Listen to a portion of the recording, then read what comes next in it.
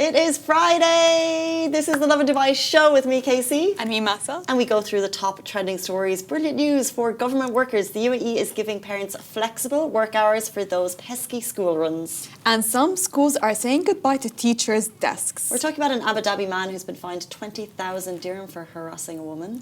And later on the show, we're going to be joined by Carolina, known as Boss Baby. She's the really cool, iconic woman that serves in heels. We also have some updates on the Lovin Dubai Community Awards 2025, so stay tuned for that. And in today's rapid weather report, it's partly cloudy with temperatures ranging from 34 to 41 Celsius. Getting better day by day, I think. I've been very weather positive, I would say, this summer. But I feel like this week's a bit gross. It's a bit sticky. Yeah, this week, because, oh my God, did we jinx it? Didn't we say on Monday that last weekend we had such good weather? And we were walking outside. While I would love to believe that what we said on the show influenced the weather. But the weather is bad. I think we love to talk about the highs, the lows. It's like this, and then you've got your really high peaks, and then it gets really sticky, and then there's the storm that's happening right now in other parts of the countries. But you know what's concerning me more? What? Apparently leggings are out. Where did you hear that? Are they? They're a good workout fit. I know, but apparently it's all about flares now, and I'm like, I can't wear flares to a HIIT class. I like leggings flares more than the normal leggings. I prefer them too, but for like a workout class, they're not practical. Yeah, you have a point. But would you rather look good or would you rather have a good workout? I'd rather have a good workout. Wouldn't you rather have both? Yeah, but I feel like they'd get in the way. It's like a baggy t-shirt versus a tight t-shirt. They're kind of long, you know? The flares? Yeah. I like flares for travel and for out and about. Yeah, I don't wear leggings out and about anymore. No, you don't. It's just not a thing. Only to airports, airport ones, that's it. Only to leggings? Airports. Yeah. No, I wear flares. You wear flare leggings? Yes. By the way, I don't know why I'm arguing with this because I only wear flare leggings. What are you wearing now? I'm wearing running pants. Yeah, it's all about like balloon elephant pants these days. Did you see my ones yesterday? They're from Shein. They're like, you know, because parachute. It's too hot. It's too hot to wear anything that's kind of fitted. But I don't know why I'm arguing with you. I only wear flared leggings. Yeah, exactly. Honestly, let me just tell you something. I don't like how the normal leggings fit. The fit is not nice. Yeah, the feel is not nice. Comfortable. But the flared leggings, they just look so good. I feel like the world is entering a loose, modest era of fashion, and I think it comes from here. Oh my God, did you hear of we're going into a fashion recession? Did you hear that debate? It's because that's their debate basically, okay? If we're wearing longer skirts, maxier skirts, more modest fashion, or the idea of thrifting, or being more of consumers, and also using lipstick is an indication that we're going into a fashion recession. Oh, but what does that mean? Good question, because I tried to understand what's the fashion recession. We're buying less. No, we're buying more. We're becoming more consumers. But I don't know why. Basically, on what I've seen on TikTok, you know, TikTok is not the best news that you get from. Basically, no, it says, Lovin Dubai is. Lovin Dubai.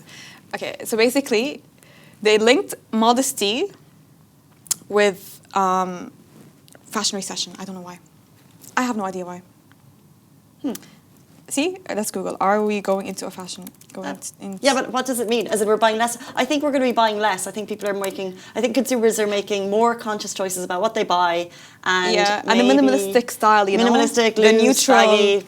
Yeah. With the odds of recession rising, the fashion industry will likely move with the economic winds. I heard people are dyeing their hair less because it's more expensive. We're making more conscious choices. That's a good thing. It's a good thing. It is Friday morning in Dubai. The weekend is nigh, and we have the top stories for you. Good news for government moms and dads. Yes, so UAE gives parents flexible work hours for school runs. So as the 2025-2026 school year begins, the UAE is making mornings easier for parents under the new back-to-school policy. Government employees can enjoy flexible work hours of up to 3 hours to manage school drop-offs and pickups. So if you're parents of nursery and kindergarten children, they also have special consideration during the first week of school, with flexibility covering both the arrival and departure times. This initiative is available with manager approval and within your workplace rules, of course, ensuring a smooth balance between family responsibilities and work. So the move highlights the UAE's commitment to supporting working parents and easing the stress of the school season. We had a psychologist, Yeah. Dr. Wafa Sood from Sage Clinics, on the show yesterday talking about this exact thing, that the stress that parents feel yes.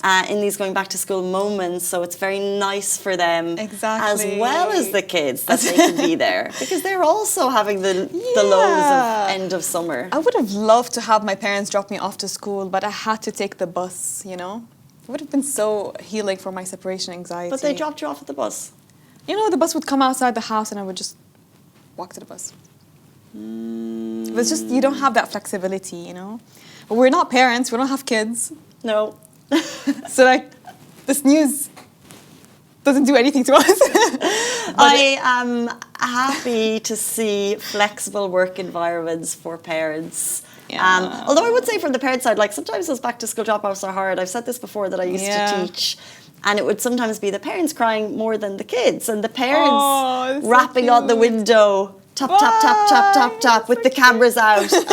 Like, you have got to chill. You'll see them in the next 6 hours, I promise. But the thing is, until you're a parent, you can't know that. That's the thing. You can't know that sadness. Like, because I'm thinking, I need this classroom to settle. I just need to do my job. So I can settle. But I totally get it from the parents' point of view as well. Like, it's tough. But if you okay, let's say we're not parents, but just, I'm putting this question out there. If you had 3 hours to yourself in the morning, how would you use them before work? What do you mean? Would you sleep more? Would you exercise? Because of this? Yeah, no, just let's ignore the fact we're not parents. We don't have kids. Right. We'll just have extra 3 hours in the morning before work. If we work at parents. No, we're not working parents. If we're not working parents. Okay, so I don't have a job. No, you have a job. I have a But job. you have extra 3 hours in the morning. Do I have a kid? No. Oh, fabulous. What would you do? I would go to the gym. Nice, okay. I would go to the gym because there's no gym class at my gym that starts early enough to get to this job. Thank you. Frustrating. It's frustrating. I would my love to be a God. gym morning person. I'd walk in with my coffee. Thank you. Can we talk about this, by the way? I've asked so many Pilates studios and gym studios and classes, okay? Why are the classes always early in the morning? What about the working people? What about the employees? They're always at 9 a.m. Oh, they're not early enough. Yeah, or at 8 a.m. I have to be on the way to work. Yeah, frustrating. My gym also. 10 a.m. The good classes, the good Pilates reformer They're classes. always for the 9 a.m., the 10 a.m. For these, that's you just said, for this, for the prosthetic. Or is it just us? And I don't want to complain to the gym. No, I always tell them, what about me? I'm a working lady. And what do they say? They say, oh, it's always busy at 9 a.m. We're obviously not the majority, Massa. Maybe I should be a stay-at-home daughter. No. We need you here. I don't know. We're obviously not the majority. Yeah, we're not the majority. But it's a frustrating thing, these gym times. Make it evening time, like 6 p.m., 7 p.m. Yeah, as well, my classes are all at 7, not at 6 in the evening. They're hard to get to. They're usually like HIIT classes. They're not Pilates, they're cute classes. Agreed.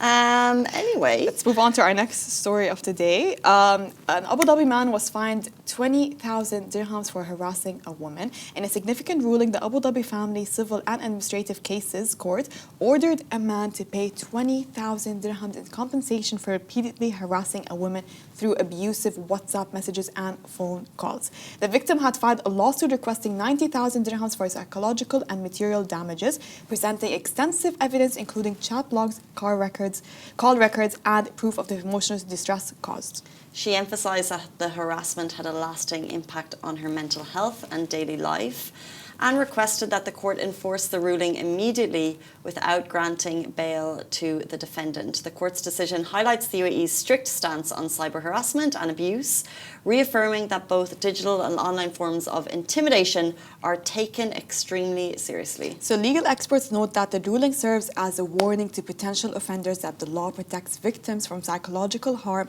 and ensures perpetrators are held accountable. So the women also granted coverage of legal fees, underscoring the UAE's commitment to supporting victims of harassment. Great to see that authorities stepped in. Yeah, great to see that the story is resolved, and I hope she's feeling better. I hope she's healing. And it's interesting because we generally talk about kind of harassment messages not being allowed, but this is specifically kind of a relationship harassment that it looks like. So yeah, good to see.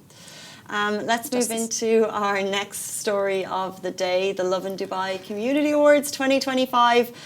Since yesterday, we've had a couple of thousand more votes. Over 8,500 votes have already been cast across 10 incredible categories, each one celebrating the extraordinary individuals, groups and homegrown brands that make up the true spirit of this city. So from community champions to rising stars, these are the people shaping Dubai's story in their own unique way. So have you voted yet? If you didn't, don't miss out on being part of Dubai's first community awards. And your vote helps shine a light on the people who deserve it most. Yes. You can vote right now on the Lovin Dubai website. After you've done voting, are you craving something sweet? Am I? Are we? I think Mr. Baker has all of us covered, because we can start live with their date street box, khidri dates with apricots, majdoul dates stuffed with almonds, and ajwa dates with macadamia nuts. But, and you can see them right beside me, how amazing do they look. If you want to turn things up a notch, they have a golden baklava box, which takes indulgence to the next level. Layers of crispy phyllo. Why do we talk about food and not have it on the show is my question. Layers of crispy phyllo, rich nuts and syrupy goodness. And for those who just can't stop at one bite, they have the baklava delights box, brings you cashew-filled fingers, triangles and usmaliya, the perfect pickup to share, snack on or gift, especially with Ramadan around the corner. And speaking of sweet wins, you may have seen the Lovin Dubai's Instagram story battle this month, where we put questions to you, the public. Is this your favourite burger? Who's your favourite social media couple? And this story battle this month was our most reacted to, most engaged competition. We put social media couples one-on-one to get Dubai's favourite. And a huge congratulations to Ossie and Shireen. They were voted Dubai's best social media couple, and Mr. Baker very kindly sent them a sweet victory cake with their face cake on it, because at Mr. Baker you can put like face cakes, you can put whatever you want on a cake. I'm sure they have limits, but if you want to do like a cute face cake, they can do, and they also do very cool creations as well. Mr. Baker like holds a special place in my heart, because it was literally my childhood. This is how my mom rewarded me, with Mr. Baker. I always have a soft spot for Mr. Baker. I have a soft spot for Mom Awards. True. Because yesterday we asked the psychologist about bribing kids, and she said, I agree with awarding. Yeah. Actually, Mr. Baker's a good award. Yeah, you know what? Awards are really good for children. You know, my mom used to have, she adopted this tactic my whole life, the rewarding tactic. And it worked. I got good grades. I was a good kid, okay? Didn't get into any trouble. Behaved well. Thank you, Mr. Baker, for raising me. What kind of Mr. Baker awards? Like a little cookie, a cake? Oh, God. I used to always get the same thing. They had those mini cakes. It was a mango-filled cake. It was so good. There's something about a mango cake. Yeah, it was way before the hype of the kunafa mango cake. It was so good. It was like this really cream-filled mango stuffed mini cake. That was my go-to. Do they still do it, or was that like a million years I ago? hope they still do it, because it was so good. I think it'll bring back so many memories. Mr. Baker, they do a fresh mango cream cake. Oh, let me see it. Let me see. That looks quite fancy. Is that was the one you were getting? No, no, not this one. It was a long time ago. It was like 15 years ago. But Mr. Baker technically raised me. Okay, let's jump into our next story. It's back to school season. By the way, first of all, welcome to all of the new teachers probably moving to Dubai this September. You're going to be in school, but school's not officially starting till next week. So you're probably in school, prepping the boards, getting the classes ready. We actually had, in my teaching days, you had to fill all of these boards on the left with artwork before the school year started. But it was teacher artwork rather than kids artwork. Did you not use it to, for example, like to reward children? Like, for example, the student, star student of the week, star student of the month, and the best... Throughout the year, yes, but you couldn't have them coming into this time of empty classroom situation. So you had to make it look inviting with artwork. Sunshines, rainbows. Sunshines, rainbows. Yeah, for the KG, it's very cute art, I will say. Cute. However, one teacher has arrived back to school and she was very surprised to find that in the school that she's returning to, the teachers' desks were removed. So here's one for the teachers out there. Imagine coming back into school after the holidays only to find your desk is gone. Kids' desks are still there. That's exactly what one Dubai teacher posted on Facebook this week. She called it utterly ridiculous. So now reactions were mixed. Some teachers say they've worked in schools where this is totally normal. It's meant to encourage teachers to spend more time with students and leave the admin work for outside the classroom. But not everyone is buying it. So one commenter said, if you see this, it's time to hand in your notice. Oh. So what do you think? Is this a positive shift that that will keep teachers more connected? Or is it just another way to make an already tough job even harder? Teachers and also parents, I think especially parents, no, especially teachers, we'd love to hear your thoughts on this room. Desks for teachers in the classroom, okay? Not okay? I think no, definitely you need a desk by your side. Because I know the whole idea of being a teacher is basically connecting with the student, attending to the students' needs, teaching, okay, making sure that going around the classroom, checking if the student is doing their jobs, doing their work, is feeling okay, is not feeling anxious. But at the same time, I feel like there's so much that teachers do outside of the classroom as well. So, for example, creating tests, checking papers. I'm sure they have things they have. I was never a teacher, but I don't want to talk too much. I'm sure they have things that they need to add to their Excel sheets. Oh, there's so much.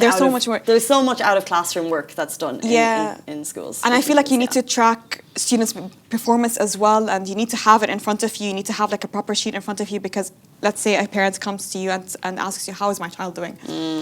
And you say, not good. How do you know that the child is not doing good? And you have no proof. So I think, no, a desk is very much needed, and all the time they're carrying so much stuff. They're coming in with heavy bags, big bags, and so many notebooks and so many books and so many things on their hands. So I think it's needed. Well, I wonder, this might be like the classroom teacher situation. Yeah. So it's just one teacher per classroom.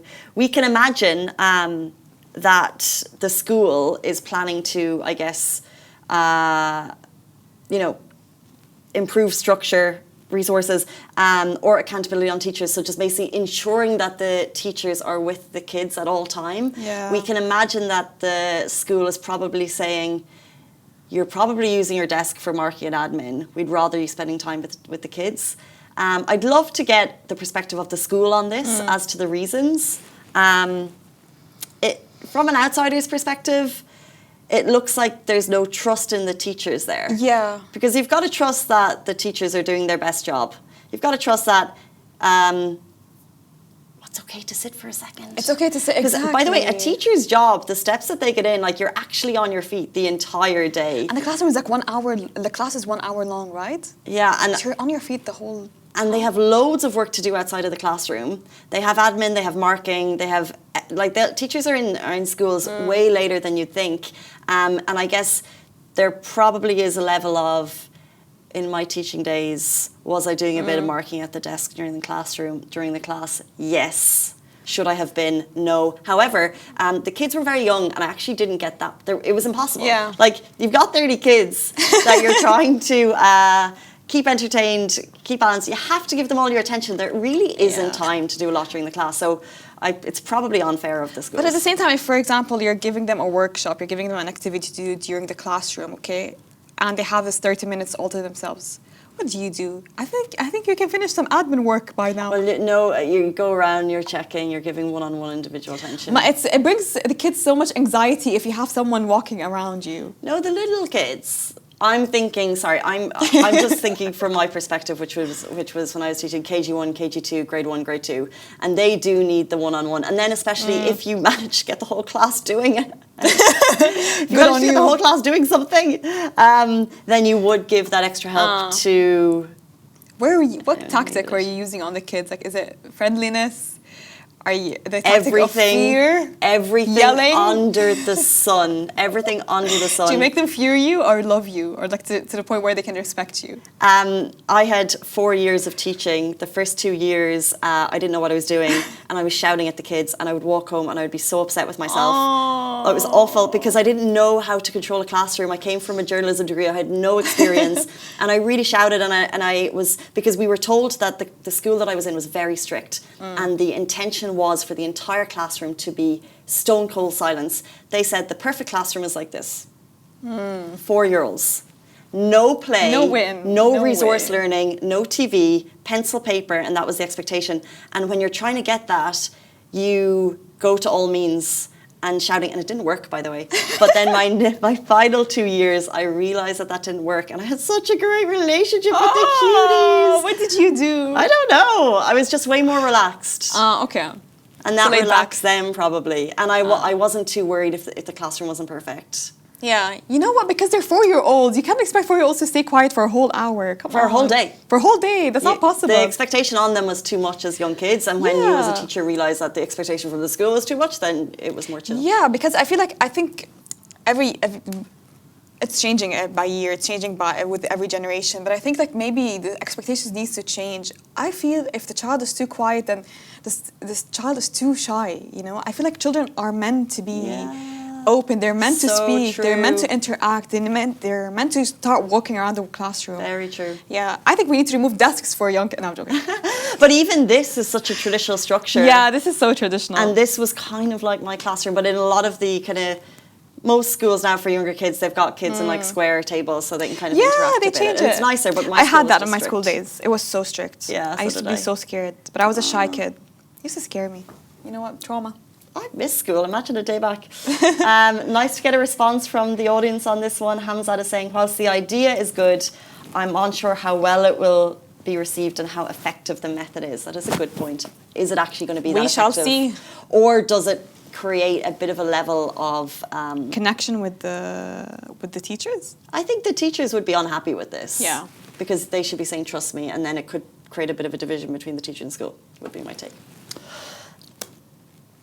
8:50. 8:50. Friday morning, and we are super excited for our next interview. She's in studio. She's behind the windows. She's going to be joining us. Very cool. The woman behind Dubai's most viral wave videos, surfing in heels. We're going to talk to Carolina about how she does it. Stay tuned. She'll be with us after this very short break.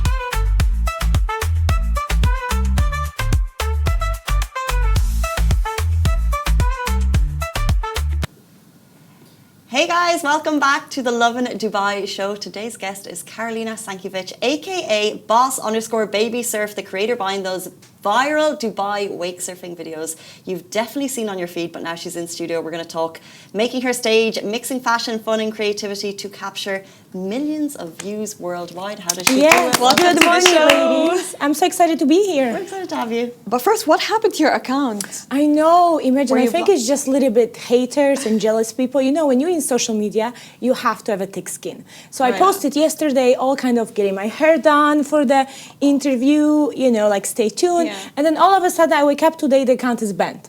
It's not a big thing. I think it's just somebody did on purpose to kind of play with me. But anyway, I'm ready. So I have a backup account and I'm going to get it back shortly. But it's a little bit annoying. Have a big following, you know. Yes, that's the problem. You've got over 1 million followers on your main account. But how are you so chill about it? Because surely, like, has this happened to you before? Yes, it happened before. Okay. So I think as it happens, you kind of get used to it. And it's a kind of thing that somebody did it. So I know I can unblock it because they just kind of playing with you. So I'm not bothered so much. And the thing is, we had a conversation last week with Mom in Dubai. She's a famous mom blogger here. Yes. 500, 600K followers. Yeah. She had a massive following, millions of views, and her account was removed for months? Yeah. Months and months. Yeah. So what is your secret to getting it back up and running? Because her issue is that she could not get it back. There are a lot of people. I have a few contacts that they help you recover the account. And my account was not recovered. It's a temporary ban. So I just have to appeal and kind of get it back. So it's not like temporarily removed. So it's just like, because it happened to me before. It's exactly the same issue I had like a few days ago, a week ago. So then I just appeal, and within a day I got it back. I love how chill you are. Yes. Yeah. I'm a surfer, right? You have to be chill. Like, really. Yes. What was your first reaction when the first account got banned? Like, were you shocked? Were you scared? Were you I nervous? was, because I was already prepared today. Like, for example, today, what I gonna post, preparation, all of that, and then all of a sudden I don't have account, but I have the backup. So then I kind of use the backup as well, so not a problem. So let's talk a bit about you. Waving the flag for Poland. You moved here 10 years ago. What inspired you to move to Dubai? So I used to live in Hawaii before. I was 6 years in Hawaii, and that's where love for ocean, surfing started. Because Poland, it's very cold, and Hawaii, the sun, the ocean, and then I fell in love with a gentleman from Saudi, and he's like, oh, let's move to Dubai. And I was so young. I'm like, oh, Dubai, it was not so popular yet. And then so I'm like, okay, let's just go. So I moved because of him, basically. You met him in Hawaii? In Hawaii, yes. And then he's like, how did you meet? It was just on the beach. I imagine, like, what are odds? So then I moved to Dubai, and then I fell in love in Dubai, like the safetiness, the weather. Also, I found the wake surfing that kind of reminds me of Hawaii. So can we talk about the videos that you create online, the heels with the surfing and all. How did that idea come about? What made you think, what, today I'm going to wake up and get into my heels and surf? So I used to wake surf for around 3 years, but then I thought I live in Dubai, so it has to be more like glamorous. So I brought like very high heels, a dress. First videos were a little bit like clumsy, but they were still good. And then when the second video went viral, I'm like, that's my thing. And then we started to go more extreme, carrying cakes, carrying ironing boards, and the hair is always perfect, the makeup is perfect, the clothes are dry, wigs are there, you see, so phones, the Birkin bag, so everything is over the top, because when you think of Dubai, it's over the top, it's super glam, so it has to be glamorous. And what's the reaction from the audience to that first video that went viral, and what was your reaction as well? Were you thinking, I'm onto something here? For me, it was more for fun we did, because I love surfing. Like, my love of my life, it's surfing. Like, when I'm on a board, I completely forget the word. And then, so when the videos went viral, people were like, oh, it's AI, it's not real, surely it's not real. So until now, I get comments and messages, oh, your videos are edited, it's not real. And I take that as a compliment, that they are so good that people believe that, you can't be that good.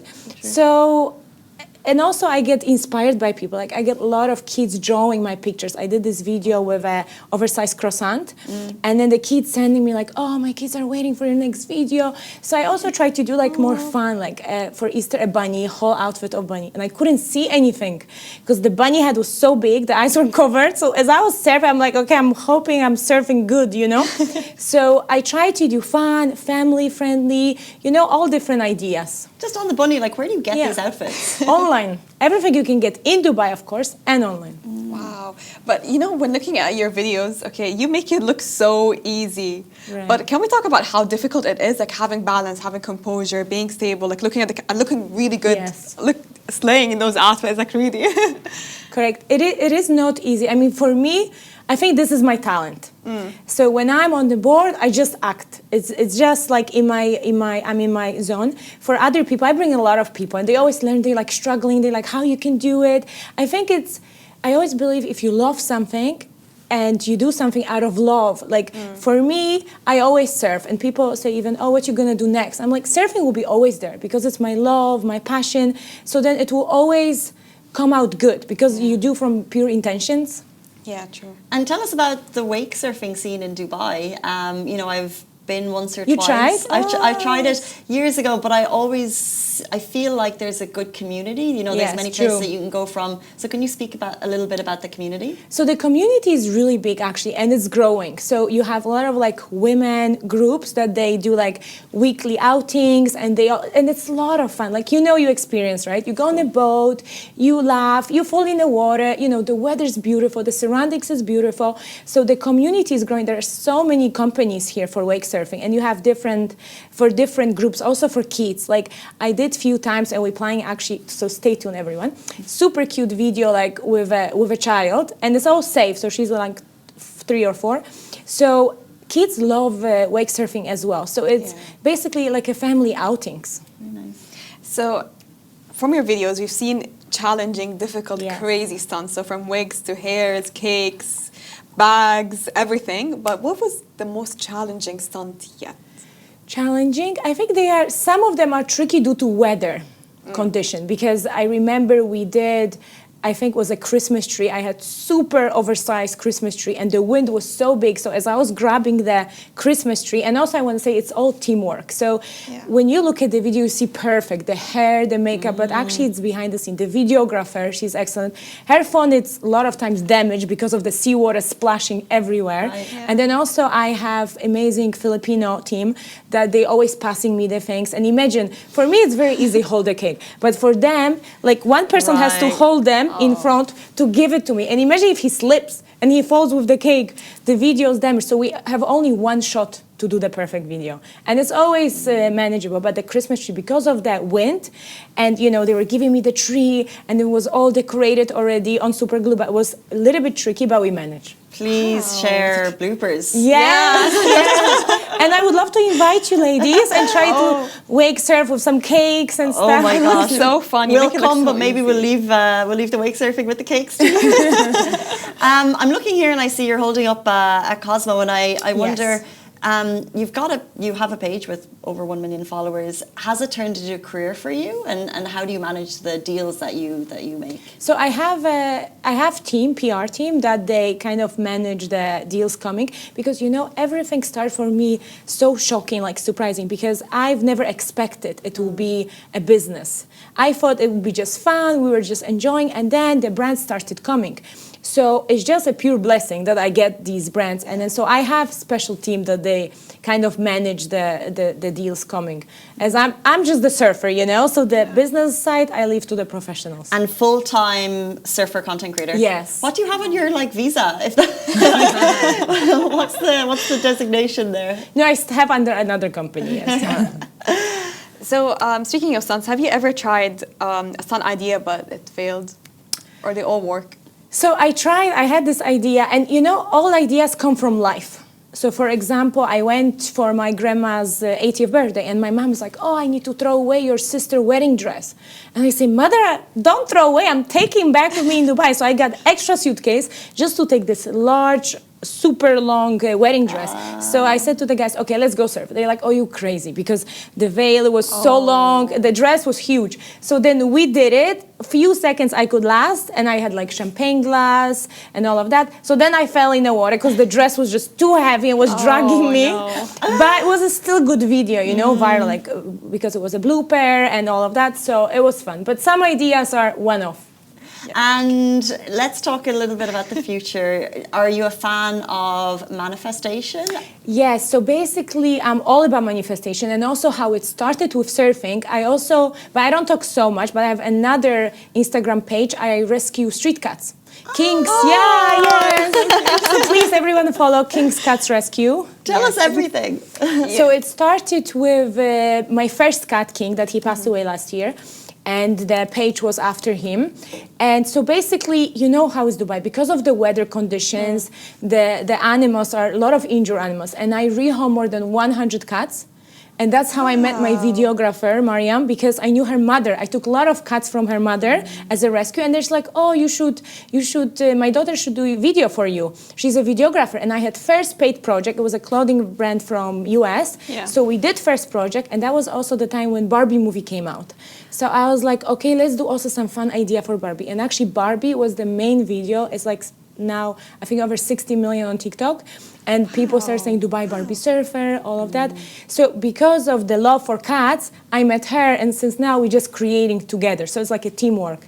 But so cats are very dear to me. So I always try to help. We rehome a lot. I'm part of community, and that's what's beautiful about Dubai. There's a community for rescuing street cats. It's huge.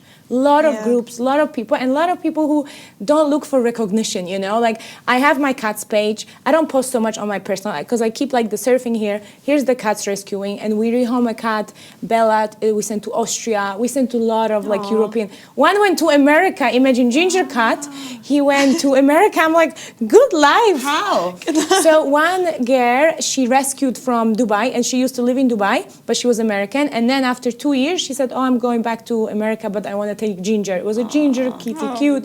It's like, I want to take him back with me. So she flew him, and he lives now American Dream. Wow. So nice. Yeah, The New York very Dream. nice. Before you leave us, we think that people who rescue animals in the city are the unsung heroes. Yes, true. And we know that there are a lot of strays here. So if you have any message for people who potentially would like to help animals, but they don't know how to, like, what can they do? I think the most important is just when you see street cats, just please give dry food, wet food, give water, you know, because also the thing is there are animals and, you know, people don't know they're allowed or not allowed. You are allowed to give little food, little water. And there's so many groups and so many people on Instagram. You just put street cats and, you know, we take also donations of the foods and everything. So, and it's big community. Like, I'm so proud to be living here in Dubai. And I'm always thinking about my cat. I'm sure. He just died last year in November.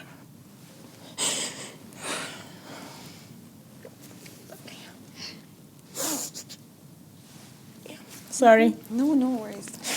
You know, when you speak about cats, you get... Because a lot of my cats, they are all sick. Like, even my mom sometimes laughs, oh, why don't you take these fancy cats you rehome? You always keep in your house these street cats, you know? Like, they were like one of my cats, Twinkle, she is paralyzed. She has paralyzed legs, but she is very fierce. She jumps everywhere, you know? And she plays with other cats, but she's just a little bit disabled. But so we need to help. We need to help, yeah. Oh, Okay, I have to just go. take your time. Well, I mean, thank you so much. What you do is amazing. Thank you so much. Oh, thank you. Great. You know, on this show, sometimes we meet people like who would have known that the person behind the viral surf videos was also behind a community rescue. Like Dubai is amazing. The people are amazing. You're one of those people. Thank you so Thank much. you so Karen. much for having me. And your baby will be in our thoughts. Thank you, Masa. Thank you, Casey. That is an emotional end to the Lovin Dubai show this week. Have a beautiful weekend, and we'll see you back here on Monday morning, same time, same place. Bye-bye.